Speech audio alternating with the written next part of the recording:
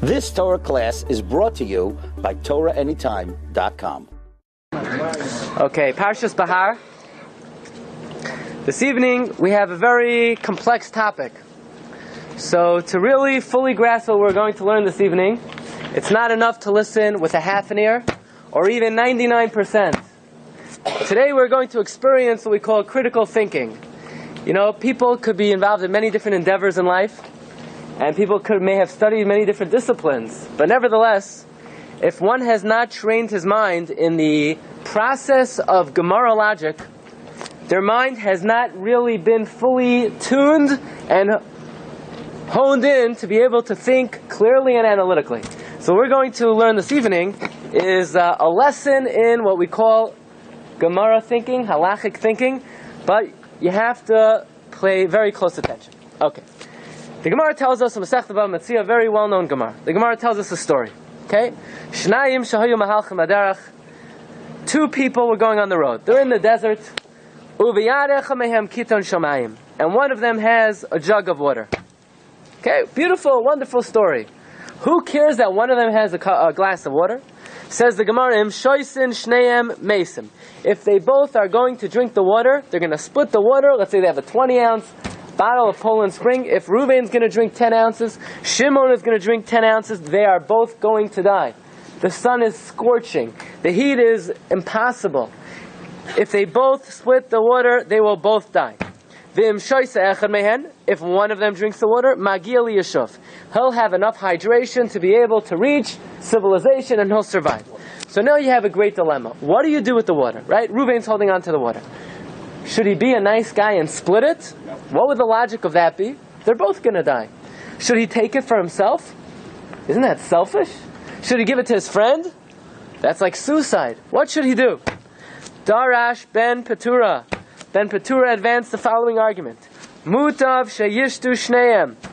Better that they both drink the water. V'yamusu, and they both die. Why? How could one person bear to see the death of his friend? If Reuven drinks the water and Shimon is going to expire from dehydration, Reuven's going to look and drink that water while his friend, another Yid, dies? How could a Jew bear to see another Yid dying, especially at your own expense? No. Says Ben Petura, better they both should die than that Reuven drink the water and see Shimon die. Why should anyone let them both die together? But that Reuven should live and bear to see his friend die? No, you can't do that. That is what Ben Petura argued, and guess who agreed with him? Everyone. It was unanimous.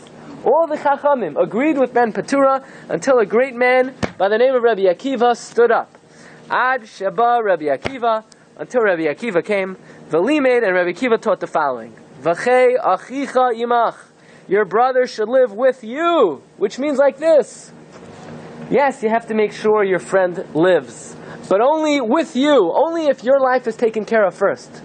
In other words, what we learn from here, chayecha kaidmim lechaye chaverecha, my life takes precedence over anybody else. That was the great teaching of Rabbi Akiva. Rabbi Akiva taught the world, you come first. Yes, you have to love your neighbor like yourself, you have to be kind, you have to be generous, you have to be a good person. You come first. The person's own life comes first. So you hear the case? You have two people in the desert. There's enough water for one of them. If they both drink it, they both die. If one of them drinks it, he'll live, the other guy will die. Ben Petura says, let them both drink the water and both drop dead. How could one Jew bear to see his friend's demise? Until Rabbi Akiva comes along and he says, no, you come first. Rabbi Akiva says, drink the water, feel bad for your friend, mourn him, eulogize him, bury him, and move on. That is what Rabbi Akiva says. Your own life comes first. Now you say, what does that have to do with Parshas Behar? Because the pasuk that Rabbi Akiva darshaned comes from this week's Parsha. Pasuk says, look at number 2, Al tikach meita neshech v'sarbis, don't take usury, don't take interest, v'yaresim alekecha, fear your God, v'chei achicha imach, your brother should live with you. You want to care about your friend? Care about yourself first. That is the teaching of Rabbi Akiva. Your life comes first. Okay? A very important rule. Right? A very important rule. Your life comes first. Don't try to save someone if you're going to risk your own life. Okay, and we're going to talk about that. Here's the problem. Problem number one is, could someone explain to me, what was Ben Petura thinking? I mean, Ben Petura is a wise guy, right? He's a smart man, he's an intelligent person, he's an Amoira, he has what we call Das Torah, he has proper thinking. What is the logic of both drinking the water and both dying? It's like Midas Sedoim. It's like from Chelm. That's what they do in Chelm. They don't know. One guy could survive. Who do we give the water to? It's like, let's pour it out on the ground. Let's throw it out. Nobody should have the water. I mean, that doesn't make any sense. Not logical. At least let one guy live. Why should they both die? What's Ben Petura saying? I understand Rabbi Akiva. Rabbi Akiva says your life takes precedence. You drink the water. But what does Ben Petura say? You should both die? So we have a very important explanation of the Netziv in number 7 in the Sefer Hamek Sheila and the Netziv's commentary on the Shiltas. And the Netziv says like this. Yes, if we both drink the water, we're both going to die. When? What, in a minute? No.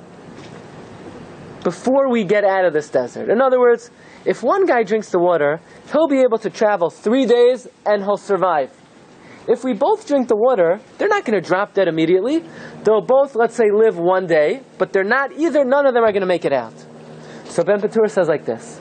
You never know. Both of you should drink the water. You'll both extend your life by 24 hours. Who knows? In the meantime, a helicopter may pass by. You'll text message SOS. You'll make a fire and the smoke will call the nearest Indian tribe on the other side of the river. Who knows what will happen? The Netziv explains, Ben Petura holds, you never know. Right? You never know.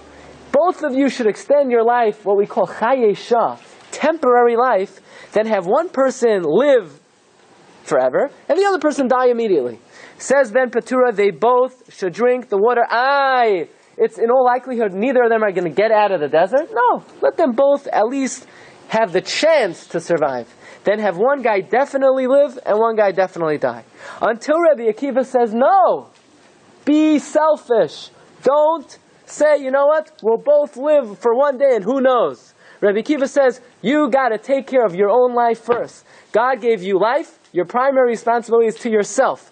Once you've taken care of yourself, you have to take care of someone else. It's a rule throughout Shas, when it comes to tzedakah, when it comes to anything. So Rabbi Akiva holds, even though if you give to drink to both of you, you both may live a day, but Rabbi Akiva says in all likelihood, you're not going to survive. Neither of you are going to survive. What's the logic of you both dying? Says Rabbi Akiva, drink the water. What's the other guy going to do? It's an unfortunate situation. How do we paskin?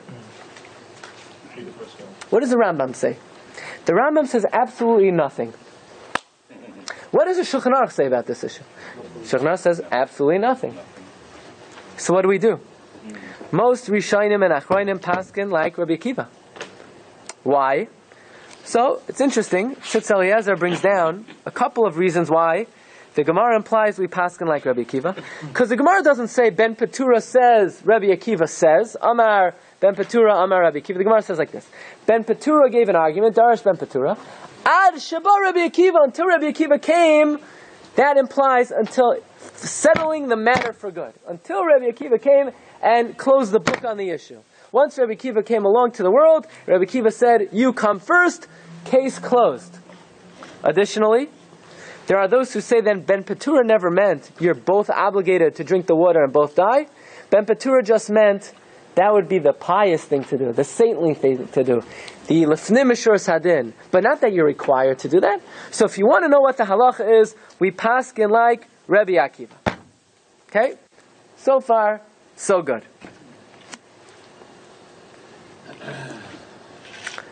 Let's talk about the following case. Somebody comes over to you, all these cases are theoretical. A ganav comes over to you, a robber comes over to you, puts a gun to your head, chas v'shalom, he says, we are shatnez, otherwise I'm going to shoot you. So what do? Do you violate the word of God, or do you save your life? So what do? Save your life. As important as the word of God is, v'chai b'hem. Human life reigns supreme. A person's life is more important even than a specific commandment. What if someone comes and says, speak Lashon Hara or I'm going to kill you? As bad as Lashon Hara is, you got to do it. Somebody says, talk by Shemana Esrei or by Chazal Sadat or I'm going to shoot you. So then, you're going to have to talk. You're going to have to, what could you do? Someone's going to shoot. You have to risk, you don't have to risk your life not to talk by Chazar Sashatz.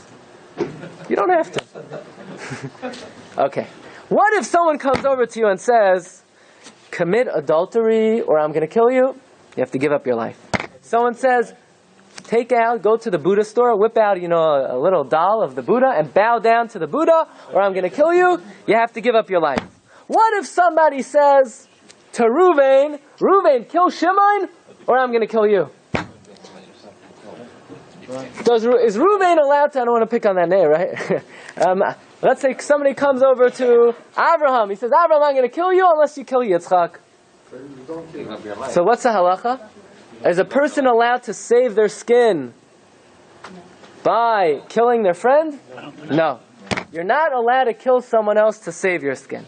So the Gemara asks, why not? Why can't I save my skin Why can't I save my skin by killing someone? Why can't I save my skin by killing someone?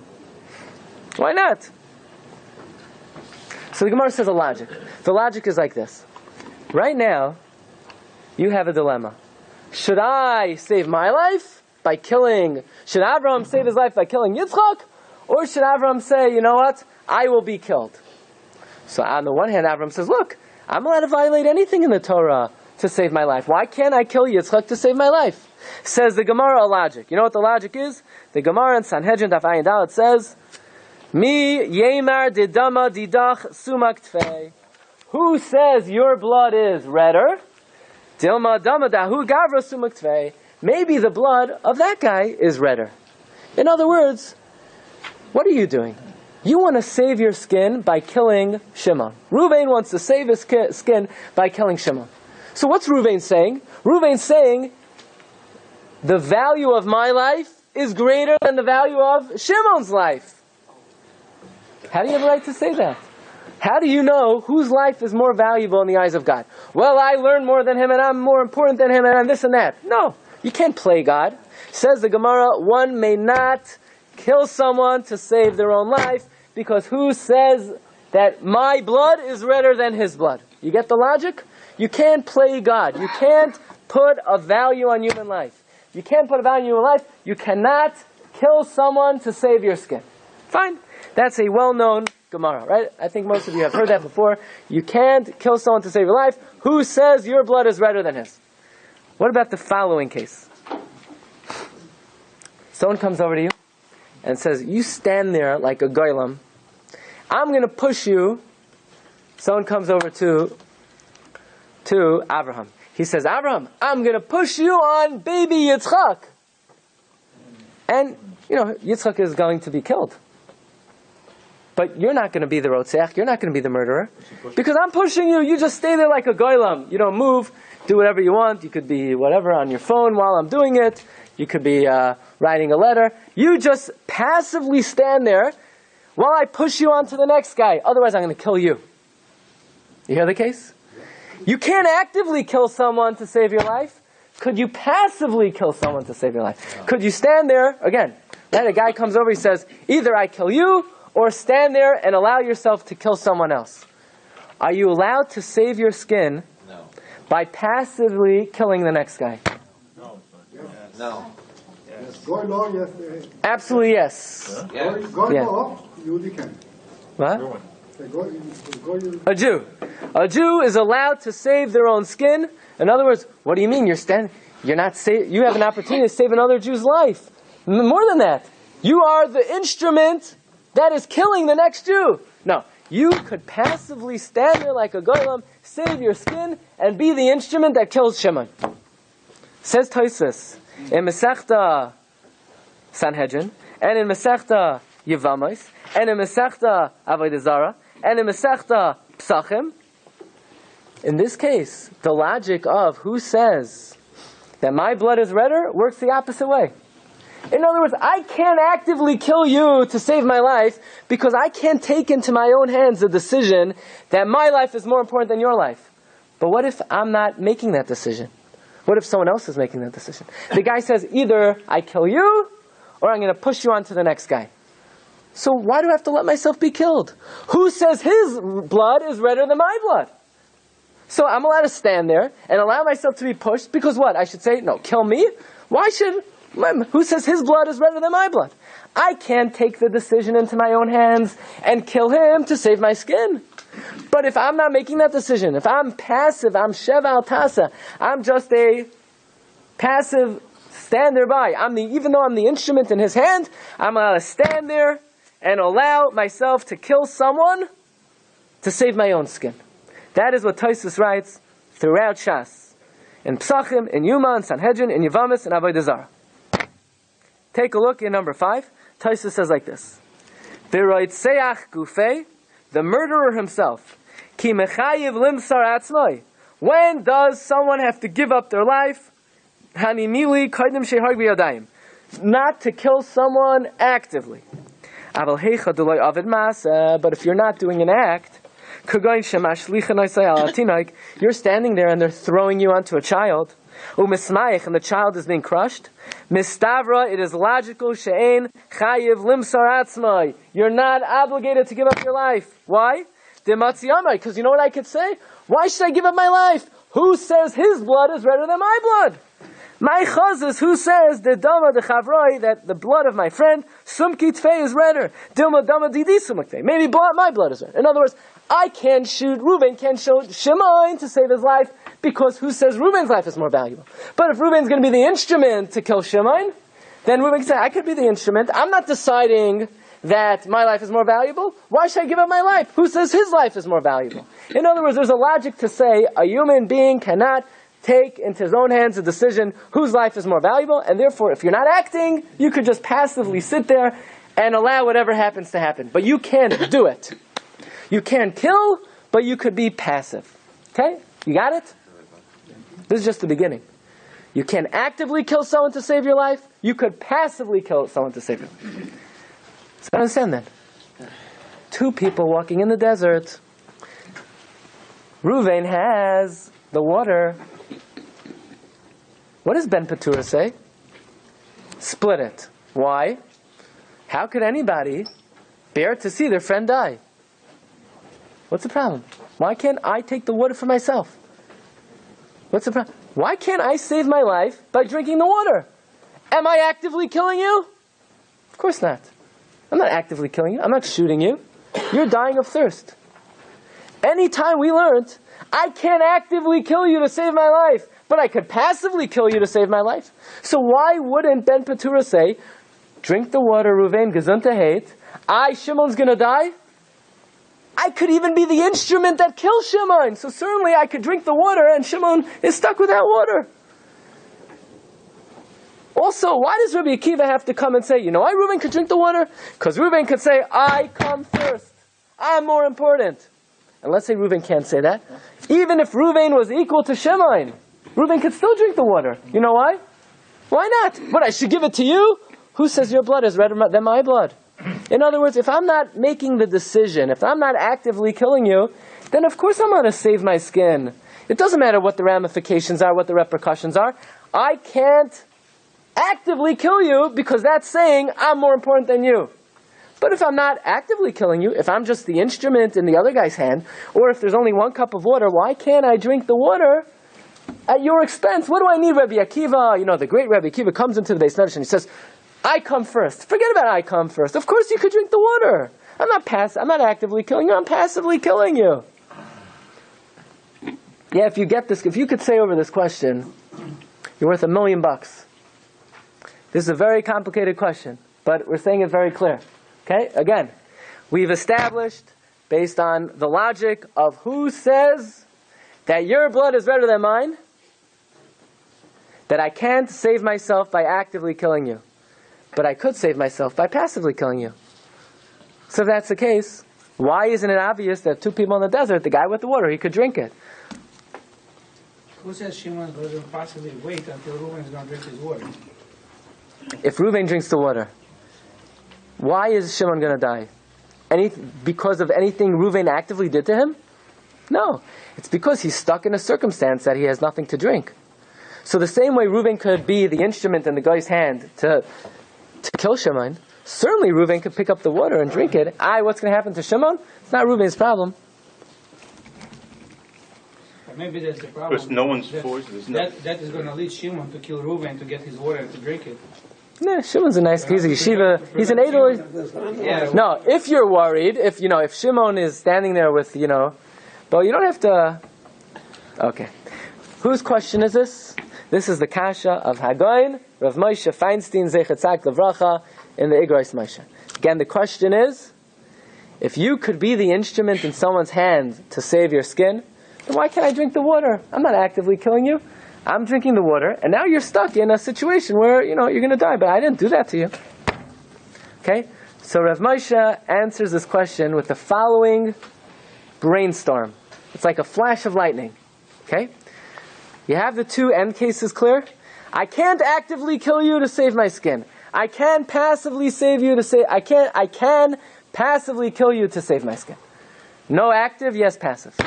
I'm going to carve out a middle case. You ready for this case? Like this. You see your friend, he fell into a pit. There's snakes in the pit, yeah? The snakes are big teeth. You smell the venom coming out. If this guy remains there for 3 more seconds, he's dead meat. Luckily, there's a ladder. So he's just going to climb up the ladder and get out. The problem is, you're standing on top of the ladder and there's a guy saying like this. Either I'm going to kill you, or kick away the ladder. Are you actively killing the guy, or are you passively killing the guy?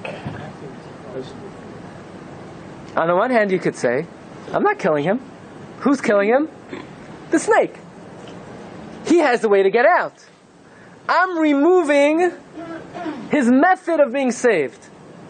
So ultimately, I'm not killing him actively, it's indirect. Or do we say, no, to actively remove his method of being saved, that's akin to bloodshed. That is like murder. In other words, I can't shoot someone to save my skin for sure. I can stand there doing absolutely nothing and have myself being pushed on someone to save my own skin.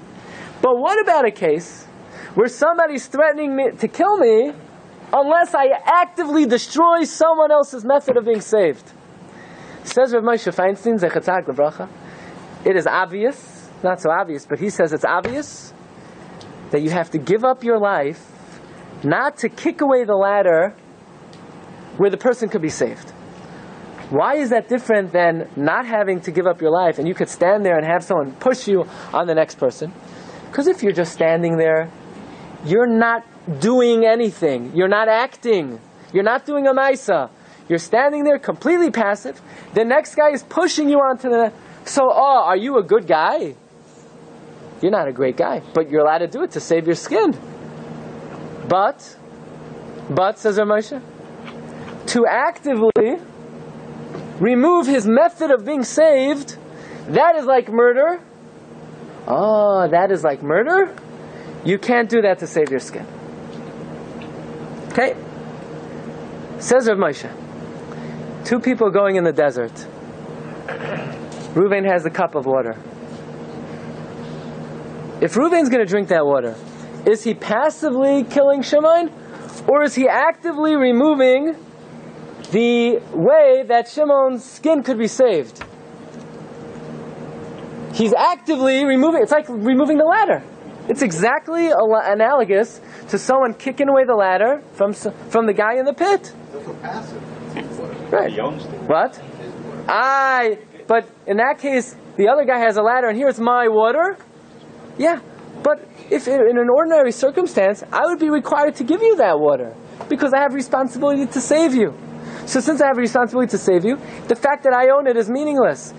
I am obligated to give it to you. Once I'm obligated to give it to you, it's like you have the ladder standing there, and if I'm going to drink it, it's like kicking away the ladder. Says Rav Moshe, I can kill someone to save my skin. I can sit there like a goylem to save my skin.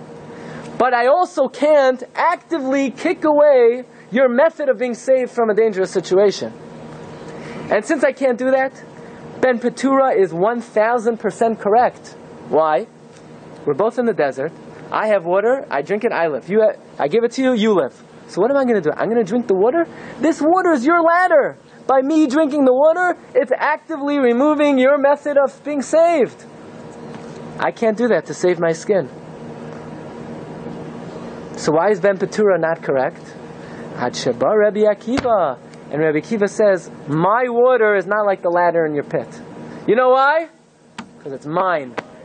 And if it's mine, it has no connection to you. You can't view.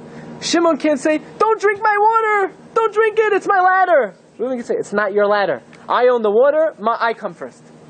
That's why you need Rabbi Akiva to say, I come first. Because if we were both equal, if we both had equal responsibilities toward each other, then you know what the halacha would be?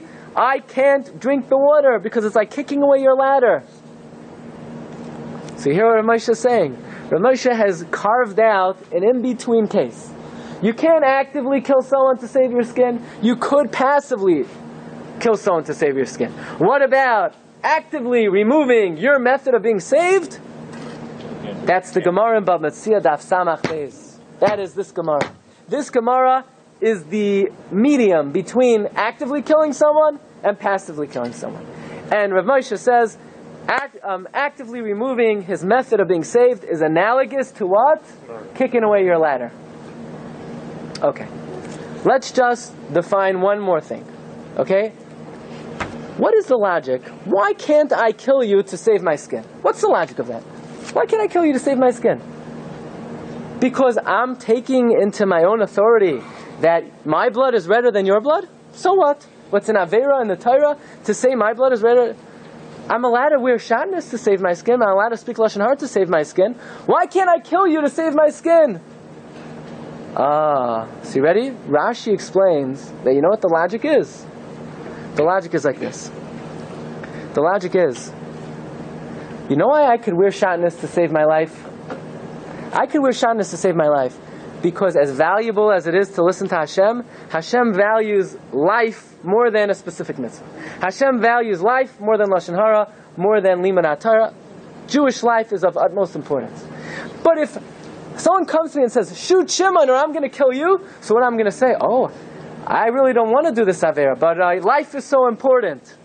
No, you can't invoke the concept that life is so important. You know why? Because either way, someone's going to die. I'm allowed to wear shatnez to save my skin because I could say life is more important than shatnez.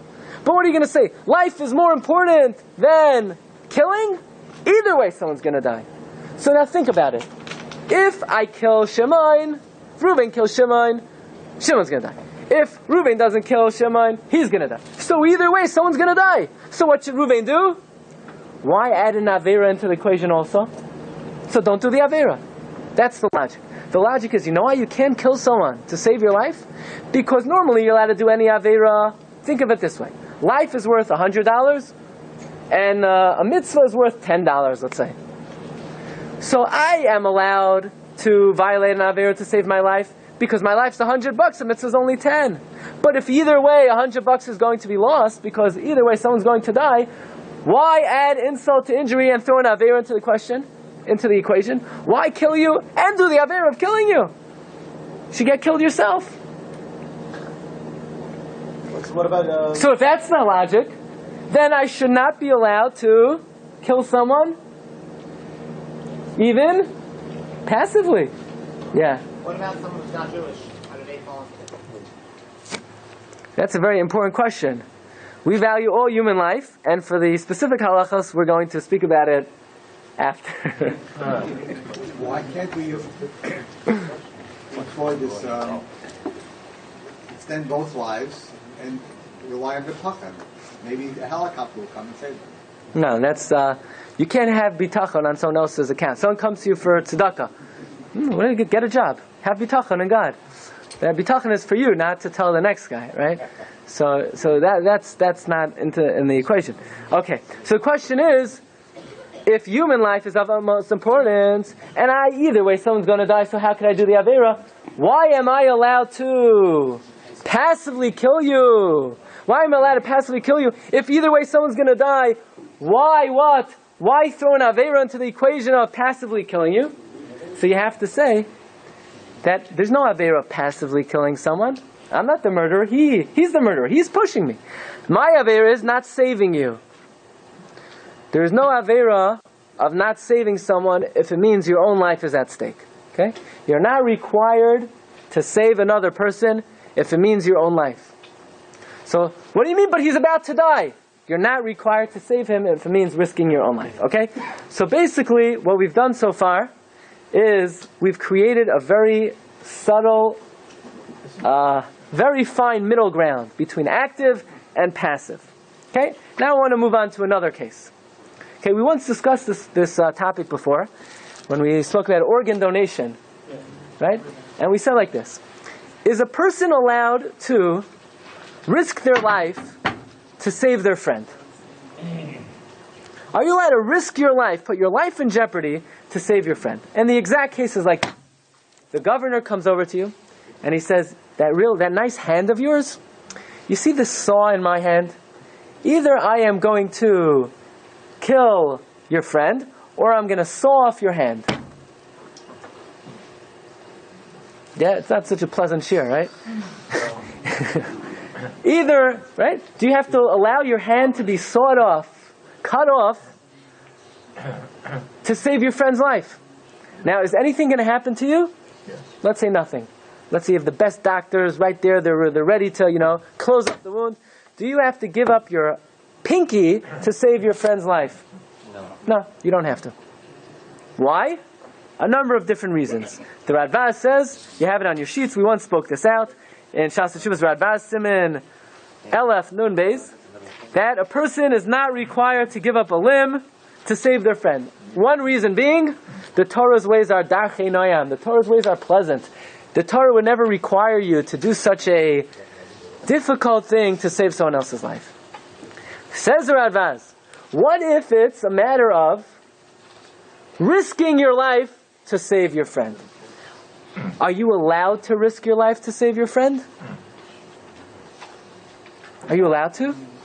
You want to be a good person. You're not allowed to. You're not allowed to. It's asur. What are you? Says Rabbi, you're a chassid shoita. You're a foolish, pious person. Right? You're a lot of pious people. They think they're doing the right thing. They think they're being good. No. You're not allowed to do it. You have to worry about your own life. That's what we just learned from Rabbi Kiva. Your safek life takes precedence over your friend's vadai life. But what do you mean? Chances are nothing will happen to me. You're not authorized to risk your life to save your friend. By the way, the Yerushalmi disagrees. We once had a shiur on this, and we hold like the Bavli. Fine. So you're not. What would you say about the following case? You have one pill, and you have two people that could be saved. This pill is a life-saving pill. Yeah? You need to know if you're a pharmacist, right? You have one pill. There are two people. One guy may die, may not die. The other guy definitely will die. Or you have one cup of water. One guy will definitely die if you don't give it to him. The other guy might die, might not die. Who should you give it to? The guy who has the pill. Again. No, you don't. You don't need the pill. Yeah. So who do you give the pill to? The guy who definitely needs it, or the guy who might need it? The guy definitely, of course. Yeah. So I don't understand. If you have to give the pill to the guy who definitely needs it, then why can't I risk my life to save you? After all, definite is more valuable than maybe. So why am I not allowed to risk my life to save your life? Definite is much more important than maybe. That's why if I don't know who to give it to, I give it to the guy who definitely needs it. So if I'm a maybe and I might need it, and you definitely need it, I should give it to you. No. You know what the difference is? If I'm a third person and I don't know who to give it to, of course I give it to the guy who definitely needs it and not the guy who maybe needs it. But if I'm the maybe and you're the definite, then you're allowed to keep it and you have to keep it. Cannot be a firefighter or a policeman or soldier. You keep it. You can't risk your own. You can risk your life to save another Jew. You can't? No. You can or you can't? The Tzitz Eliezer learns that Radbaz you can't. You can't. It doesn't. What's the other guy? We spoke about what danger is. Oh, if you're a soldier, that's a good question. How you gotta be a soldier? Doesn't it depend on the... So the Minchas Chinuch asked that question. I forgot about that. And you know what the Minchas Chinuch says? A fighting of war, which is Mochames mitzvah, is by very definition, that mitzvah is to risk your life. That's the definition of the mitzvah. But it has to be Mochames mitzvah.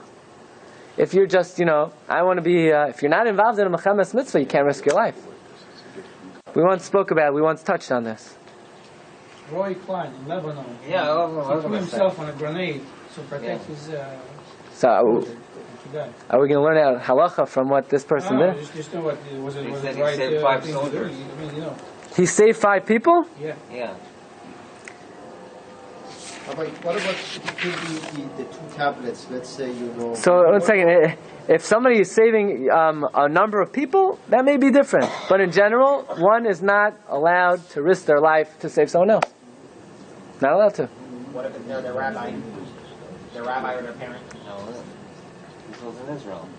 What about if between the tablets? Might be different. It might be different. Might be different. There, one may be allowed to give up their life to save someone. I don't understand. What is that? It's a very, very tough question. Okay. Now I want to talk about a tougher question.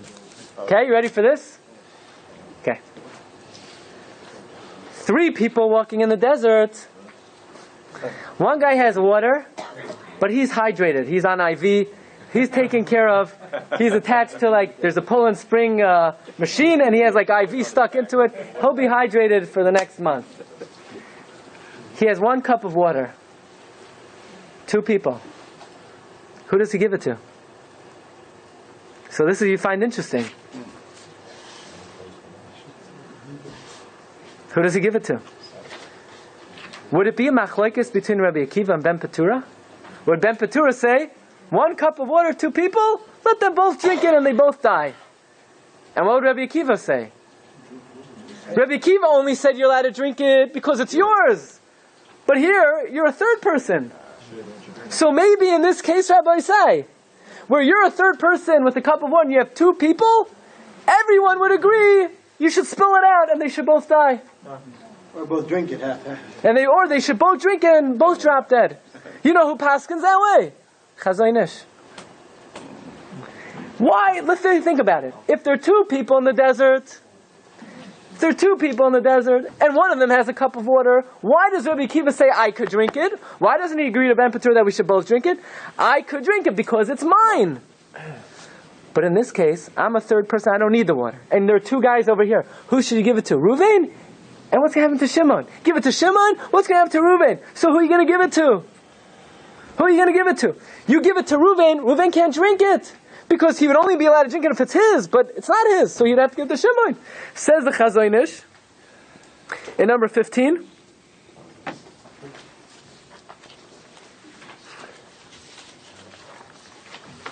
Nira, the Reuven Sheish Kiten Shemayim, if Reuven has a picture of Shimon V'Levi Tzmeim, L'kulei Alma Noisin L'Shneim V'Yamusu Shneim.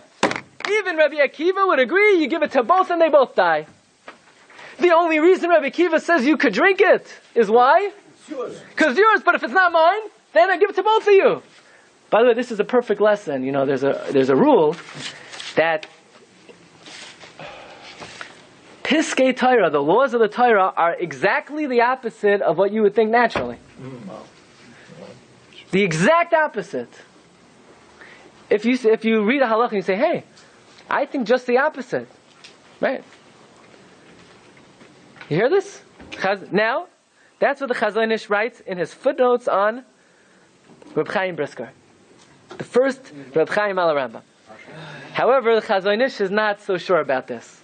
Because in his footnotes on Masechta Bava Metzia, he says not like this. Says the Chazon Ish, doesn't make sense to say that if you're a 3rd person, you give it to both of them. No. You should give it to at least one of them. Let one of them live. Who should you give it to? Does age play a factor? That's a good point.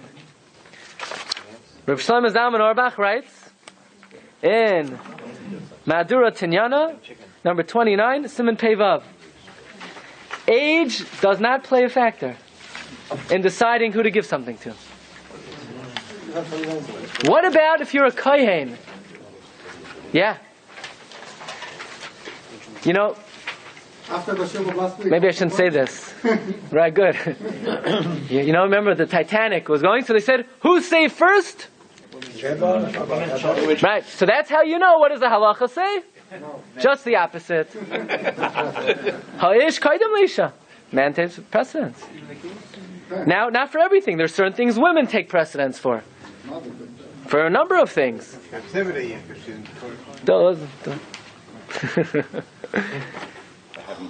What about two people? One's a Kohen. Kohen takes precedence over Levi.